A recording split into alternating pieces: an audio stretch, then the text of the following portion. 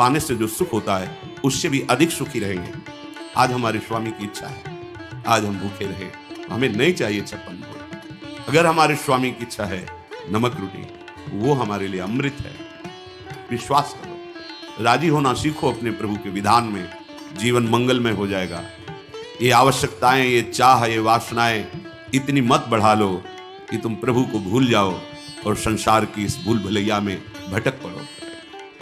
ये भटकन मिटाने के लिए मनुष्य जीवन मिला है। केती का आयु केतिक सो जीवन, काहे विनाशत काज हटकत। अरे भाई, कितनी आयु है तुम्हारी? शरीर तो छूटेगा ना। कितना जीवन है तुम्हारा? इसे तुम कलंक लगा रहे हो शरणागति में, दूसरे के आगे हाथ जोड़कर मांग करके, अन्य भरोसा करके, अन्य आश्रय रख करके। कितना जीवन है तुम्हारा? और एक सिद्धांत बता दे, यदि आपने चालबाजी से, कपट से जीना सीखा है तो पूरे जीवन इसी से जी पाओगे, दूसरा रास्ता नहीं रहेगा। आपने मांग करके इधर उधर तो ऐसे ही जीवन व्यतीत होगा, वो आप निष्ठा तो वैसे जीवन व्यतीत होगा। तुम जैसे चाहोगे वैसे हरि तुम्हारी व्यवस्था करेगा। तुम्हारे मन में आया है कि बिना छल कपट झूठ चोरी के धन आदि नहीं आता, सुख सुविधाएं नहीं आती, तो नहीं आएंगी, तुम्हें वही करना पड़ेगा। तुम्हारी सोच है।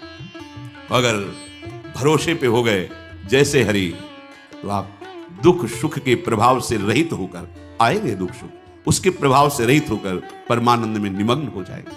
इसलिए विचार करो, केतिक आयु केतिक जीवन, और ये जीवन मिला है भगवत प्राप्ति के लिए, तो काहे विनाशत काज हटकत। जो आपका प्रधान कार्य है भगवत आश्रय, भगवत प्रेम, क्यों उसका विनाश कर रहे हो? उस आश्रय का नाश क्यों कर रहे हो किसी व्यक्ति के आगे हाथ जोड़कर वासनाओं की पूर्ति के लिए? नहीं, भगवत भाव से तो सबको प्रणाम है, लेकिन आस रखकर, आस करें विषयीन के आगे। अगर आस है, ये नहीं, ये जीवन में कभी नहीं होना चाहिए, चाहे गृहस्थ हो चाहे विरक्त हो। भगवत आश्रय बिल्कुल, ये कच्चाई अगर नहीं छोड़ोगे तो आपको भगवदानंद का अनुभव नहीं होगा, और लगेगा कि कहते भी कि 20 साल से मंत्र जप रहे, 20 साल से शरणागत है, चलनी में गैयादु है और दोष दैव को दे। बोले बहुत चारा लगाते हैं, बड़े बड़े थन भी हैं, खूब दूध है उसमें, पर पीने को एक बूंद नहीं मिलता, और हम दूहते भी हैं। तो किसमें दूह रहे हो? बोले चलनी में गैयादु है, दैव दो। मेरे भाग्य में दूध नहीं बदा है, क्योंकि चलनी में गैयादु है, दोष दैव को दे, हरिगुरु कहो न माने। ये तुम्हारी कच्चाई तुम्हें परमानंद से विमुख कर देगी। साधन करते हुए भी ये असाधन वृत्तियां भगवदानंद का अनुभव नहीं होने देती। हाँ, यदि हमें कोई भी शरीर निर्वाह की आवश्यकता है, कोई भी हमारी कर्तव्य पूर्णता की आवश्यकता है, तो हम अपने प्रभु से प्रार्थना करते हैं कि आप देख लेना, आपको जैसा लगे आप संभाल लेना। इस कर्तव्य कार्य के लिए ऐसी व्यवस्था चाहिए, नहीं है आप देख लो।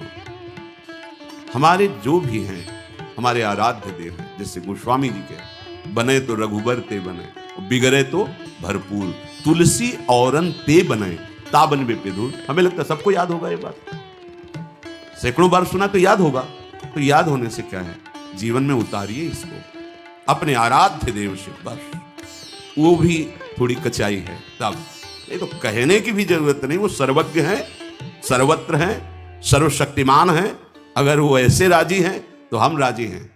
बस सबसे बढ़िया सूत्र उपासनक है, जोई प्यारो करे सोई मुझ। हम राजी उसी में जिसमें तेरी रजा है। तुम राजी हो तो हम राजी हैं। कम से कम ये जन्म तो प्रभु के प्यार में दे के देखो।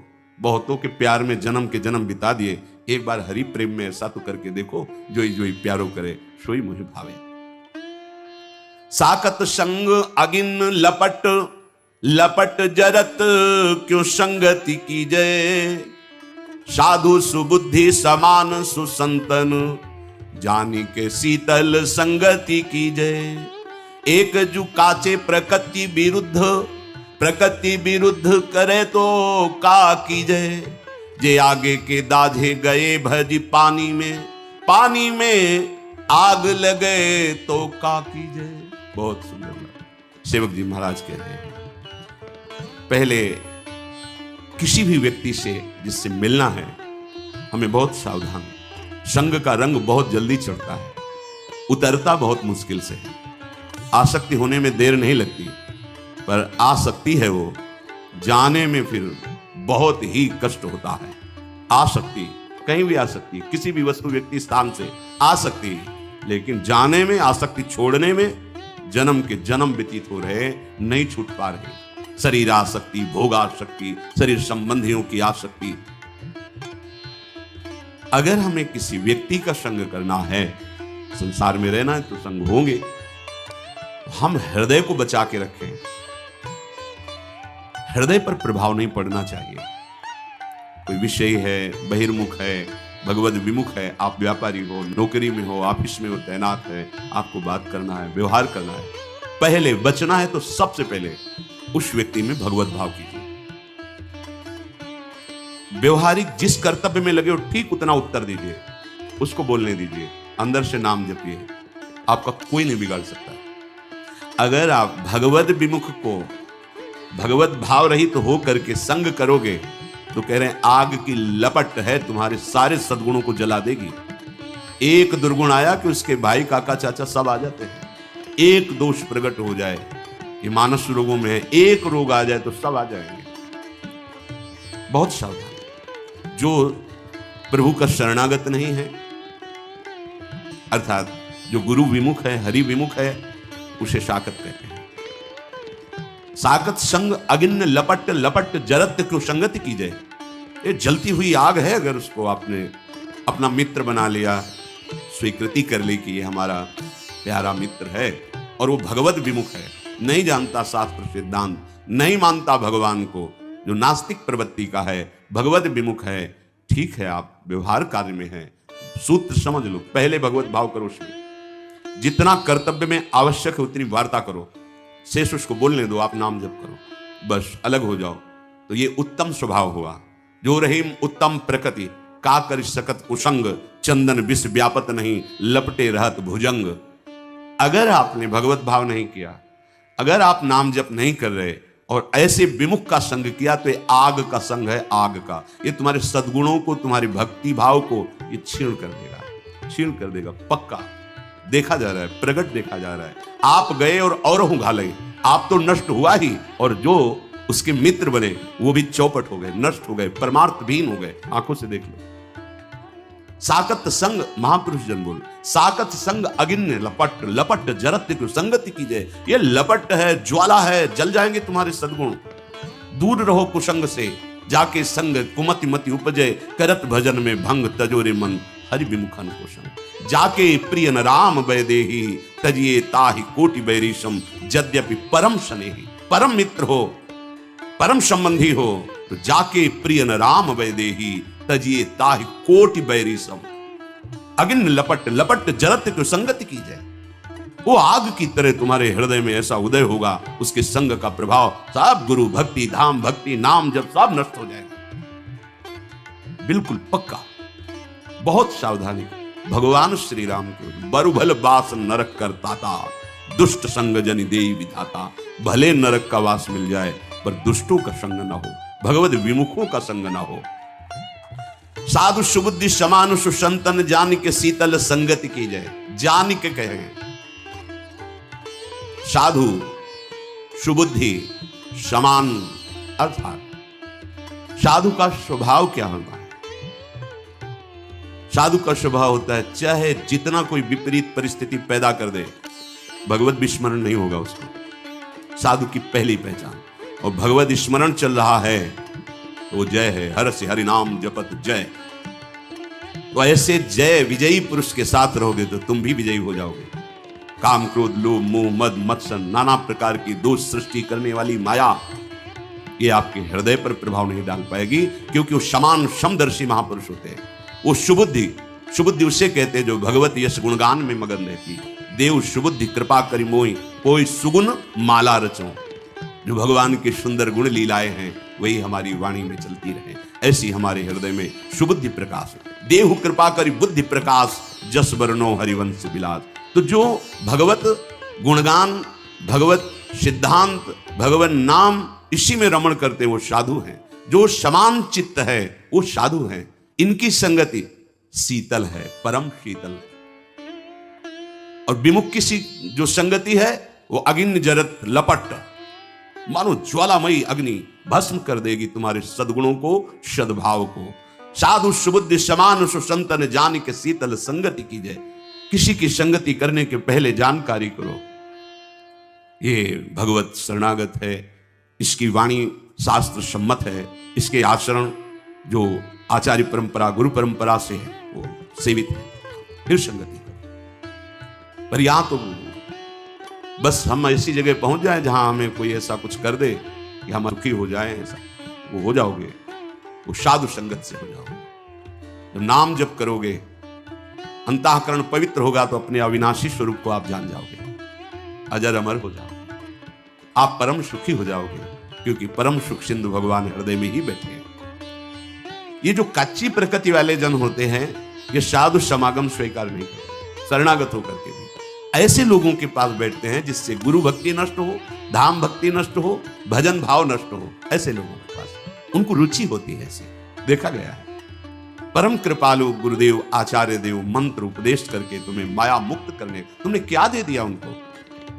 पर एक कच्ची बुद्धि वाले, दुष्ट प्रवृत्ति वाले जन कृपा से हो तो गए शरणागत, खलो करें भली पाई सुसंगु, मिटे न मलिन स्वभाव अभंगु। उनको अच्छे जन वही लगते हैं जो इष्ट निंदा करें, गुरु निंदा करें, दोष दर्शन बताकर भजन प्रवृत्ति से हटा दें, वही उनके मित्र होते हैं। एक जो काचे प्रकृति विरुद्ध करे तो क्या कीजिए? एक तो स्वभाव में ही कच्चाई थी, जो भागवतिक मार्ग का स्वभाव चाहिए उसके विरुद्ध उनकी आदतें हैं, विरुद्ध आचरण है। बड़ी कृपा हुई हरिजू की कि उनको शरणागति मिली, भगवत मार्ग मिला। पर वो जैसे एक आदमी आग से बचने के लिए पानी में जाए और पानी में आग लग जाए तो फिर कहां जाए? एक जो काचे प्रकृति विरुद्ध प्रकृति अपनी उस वृत्ति को नहीं छोड़ पाया जो भगवान से विमुख करते हैं। अब कहीं डींग अपने लोग हाँक सकते हैं कि इतने वर्ष हो गए परमार्थ। शरीर का समय व्यतीत करना कोई परमार्थ का मार्ग तय कर लेना नहीं है। विवेक के द्वारा भोगों का त्याग करके निरंतर परमात्म चिंतन, ये परमार्थ का मार्ग है। आप चल के इस पे देखो कैसा अनुभव। लोग समय व्यतीत करते हैं भोग चिंतन, भोग स्वामित्व में, और वर्णन कर देते हैं कि इतने वर्ष हो गए हमको परमार्थ में चलते हुए। दंभ कभी सत्य वस्तु का अनुभव नहीं कराता, नाटक कभी सच्चिदानंद रस का अनुभव नहीं कराता। भगवत रसिक जी कह रहे हैं, बिन विवेक वैराग्य भक्ति बिनु सत्य न एको मानो। बिना विवेक और वैराग्य और प्रेम भक्ति के उसकी एक भी बात सत्य नहीं मानना है, कोई भी हो, कितनी भी अवस्था का हो। ऐसा जरूरी नहीं कि कोई कितनी भी अवस्था का वयोवृद्ध या कोई, उसकी बात हमें माननी ही है, सुननी है, ऐसा नहीं। भगवान सुखदेव जी 16 वर्ष की अवस्था के हैं, जे ही गंगा की रीति पर चरण पधराते हैं। परीक्षित जी अनशन व्रत लिए बैठे हुए, आमरण अनशन, बड़े बड़े महापुरुष बैठे हुए हैं। श्री सुखदेव जी के पिता पितामह आदि सब बैठे हुए हैं। जे ही देखा दिगंबर भेष, शरीर की शुद्धि नहीं, श्री कृष्ण प्रेम में मतवाले सब खड़े हो गए थे। सब 16 वर्ष की अवस्था के सुखदेव जी और 10-10 हजार वर्ष जिनकी केवल तपस्या साधनाएं, वो सब महापुरुष खड़े हो गए। क्यों?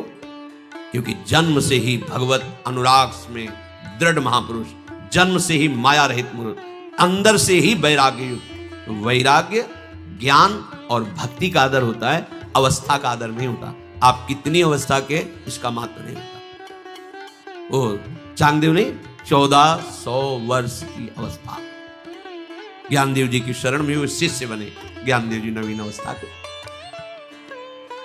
जब तक आपके अंदर भोग में सुख बुद्धि, भोगों का संग्रह और उसके स्वामित्व का भाव, स्वामित्व का भाव बड़ा सूक्ष्म विषय है, चाहे गृहस्थ हो चाहे विरक्त हो। स्वामित्व का, अगर एक कमंडल में भी तुम्हारा स्वामित्व का भाव है, तो जैसे एक गृहस्थी के 100 बीघा में स्वामित्व का भाव हो, वैसे तुम्हारे कमंडल में भाव है।